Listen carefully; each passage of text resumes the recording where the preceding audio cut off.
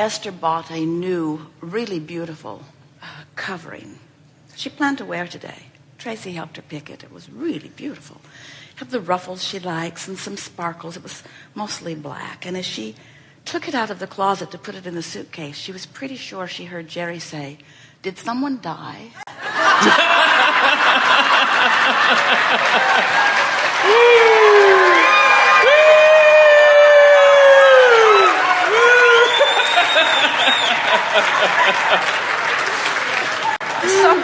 So she put the blouse on he liked the most. And here you are.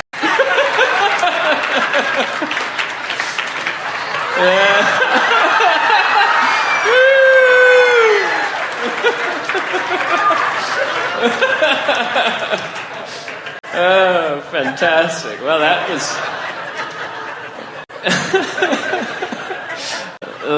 like we all know, it's better than we can imagine, the outcome of things. So, yeah, always better. Little did you know the vibrational match you were to that. More of that causation stuff. Yeah, exactly.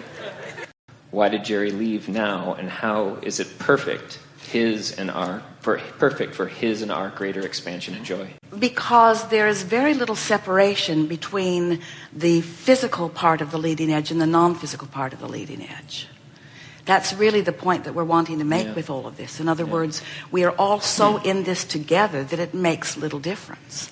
And humans are really hung up on this death thing. In other words, most of you are so worried about death that you don't really live. Yeah. It's time for a bridge. Yeah. It's time for a bridge. A bridge. A bridge. That's interesting. Can you say more on that? Not really.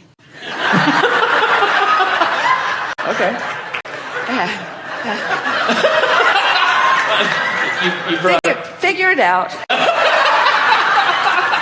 We're really sort of tired of you leaving all the answers to us. Yeah, right. That's great.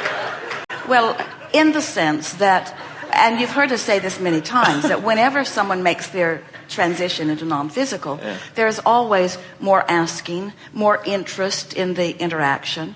And Esther has had wonderful interaction with that which is Abraham, but she's been wondering, and many of you have too, what is it like to reemerge into non-physical? Yeah. What's it really like? And so over the weeks and months and years, there will be much more definition of that coming, just because there's much more question about that coming. But the most important thing is that none of you have come forth to be in these physical bodies forever. You've come to let life inspire you. And sometimes you reach the place where the non-physical clarity is the greater inspiration. In other words, when your questions have been answered, when your life experience is full, because you never stop reaching for that which is more, you see. It's on that then, the non-physical, the words you just used. This is the thing that we want you to hear, and this speaks it more than anything ever, because you all know the intensity of the desire of the one that you know as Jerry. So when you accept that inquisitiveness is not gone because he's reemerged into non-physical, that interest in life is not waning but actually inflamed, it's that sort of bridge. Because as much as we stand here as exactly the same representation of non-physical energy, you still think we're dead. Yeah, I hear you. And you still think we're different than that which you are. Right. Humans have a hard time accepting that when source is flowing, that it flows through the physical extensions of all that you are. Right. And that there is not a separation. And so it will be a personal discovery for Esther, certainly has already become one for Jerry, and for any who are wanting to take the trail along. Esther was sitting and editing the Twice Monthly, sitting at the kitchen counter in San Antonio. And her sister was there, and Becky said, "Look behind you." And there was a bird, a big bird, not a hummingbird, a big bird, acting like a hummingbird. hovering right outside the window, looking right over Esther's shoulder, hovering over Hovering. Birds don't do that. It is aerodynamically incorrect. It is incorrect. You don't get in a little corner as a bird and just hover ordinarily, unless you have been inspired by non-physical consciousness to take a peek at something you're interested in seeing, you see. So there are all kinds of those experiences that will help all of you to realize that there is no separation between what you call non-physical and what you call physical. And in this process, perhaps there will be a little diminishment of the dread factor. The dreaded factor of something that is non-existent. You might as well get over it. Do you know anyone who will not die? You don't. You don't know anyone. 100% of you stand in resistance to something that is absolutely inevitable. It's time to get over the death thing. It's time to get over it. It's time to get over it. It's time to feel the fullness of who you are. Fantastic. Now, or going forward, could we hear from Jerry? You'll hear a lot from Jerry. You'll hear a lot from him. When we looked around the room and said, "You look good," that was Jerry. Nice. Because we've never thought you looked particularly good. Yeah,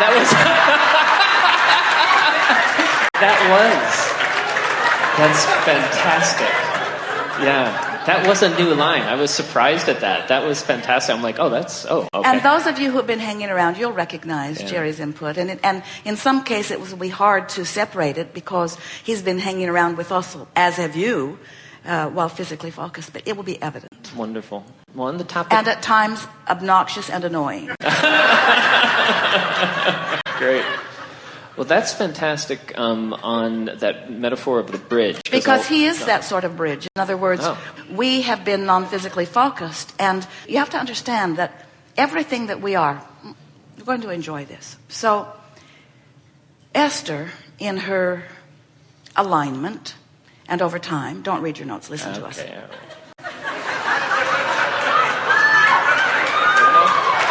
That was Jerry. That was Jerry.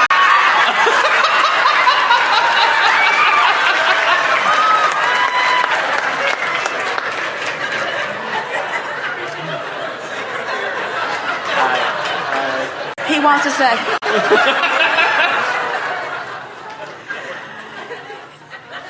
Esther, in her alignment, has managed, and in her meditation through years, has managed to focus us into a beingness that is evident to you. Well, the same thing happens when you are born into your physical body. You focus consciousness into a beingness. And we want you to feel that. It's focusing consciousness into a beingness. Now, it's easy for you to acknowledge that because, as we were saying earlier, there you sit in those clumps. Irreverent, aren't we?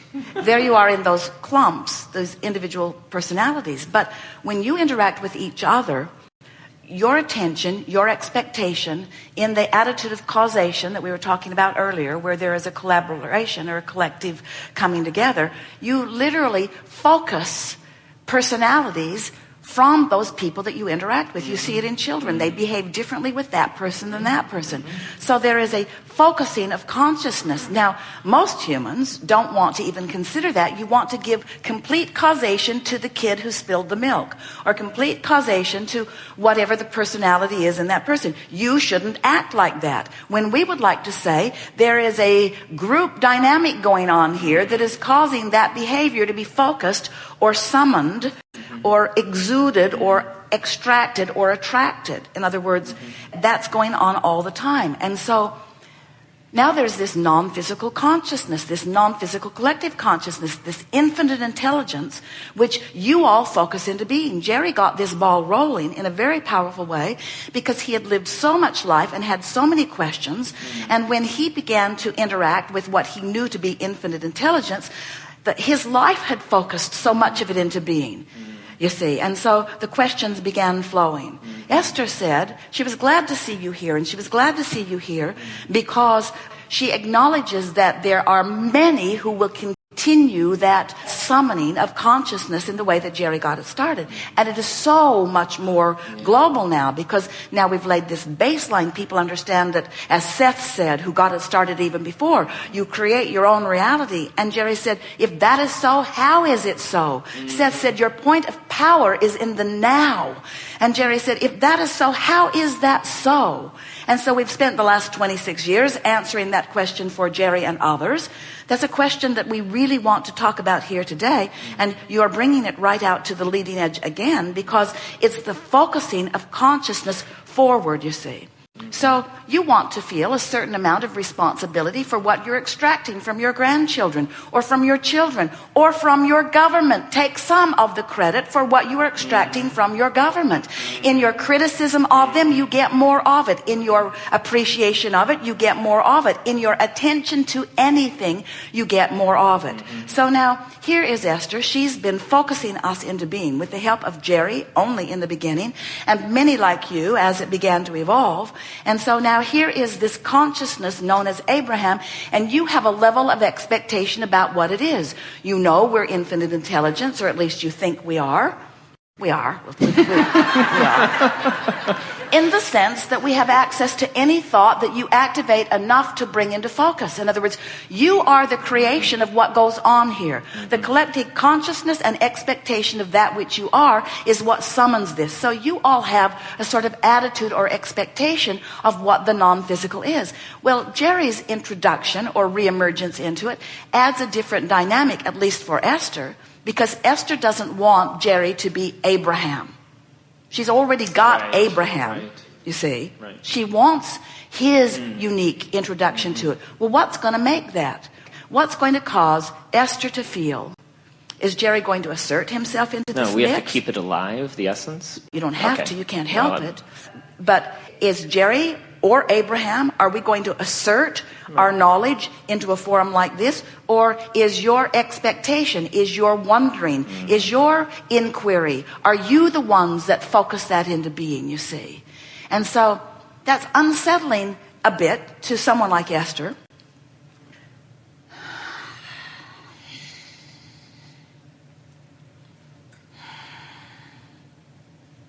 Waiting for the unsettling to leave. But when she remembers what law of attraction is, and she remembers what the power of focus is, so now that's that bridge we were talking about. She has that unique perspective that summons specifically. That's that bridge. And we're part of that summoning, and how? Yeah. Well, we would suggest that you just get on with what you're getting on with. Be who you are. There is no obligation ever.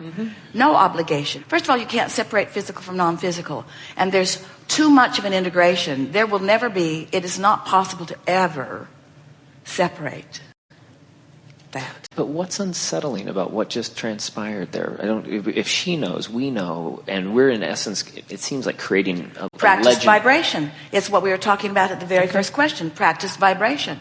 It is normal There's no separation. There is no separation, but humans have practiced the feeling of it. And so certain things trigger the feeling of separation. And when the feeling of separation is there, then separation is experienced. It really is simple as that. So actually communicating even to Esther, his partner and so forth, is actually a totally appropriate thing, even though it may be unsettling. It's still to continue that drawing and that recollecting. And what are you meaning by the summoning, and it's unsettling to hear about Jerry? I didn't understand what that meant. Only unsettling for Esther at some times, in other words, because of the feeling of loss. Okay, got it. All right. Well, speaking of... Which is bogus. Yeah, totally. Yeah, but totally fine. Normal. No, yeah. But out of the vortex. Yeah. Right. And unnecessary. There we go.